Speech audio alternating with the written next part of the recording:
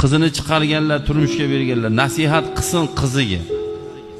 Butun bizni avlodni sha'ni sandan bir gap so'z chiqsa biz yer bilan bitta bo'lamiz.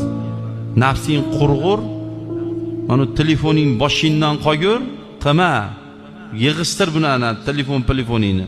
Biz dadam bilan betelefon yashadik mana 50 yildan beri. O'lib qolganimiz yo'q biz. Deylik shu narsa. Gapiraylik. Yosh yigitlar, uylangan yigitlar. Telefon ishlattirmang xotiningizga. Ishlattirmang. Bu telefon oldin 90% bo'lsa, hozir 98% fitna bo'lib qoldi mana shu telefon.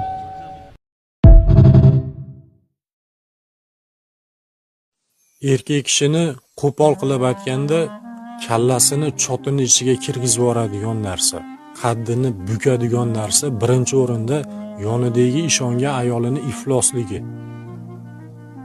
Siz gapirganingizda siz bilan tengma-teng bo'lishligi. Ayol bo'lsa ham erkakning o'rnida siz bilan tengma-teng bo'lishi.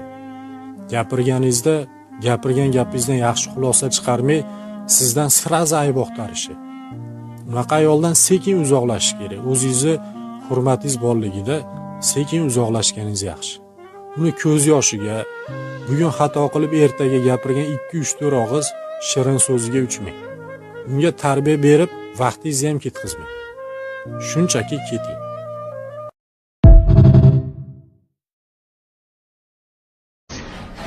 Uy Turkiyaga kelib qo'latib uy tozalab birovga qarab yurgancha ering tayog'ini yeb o'tirmaysanmi? Ajrashmay o'l.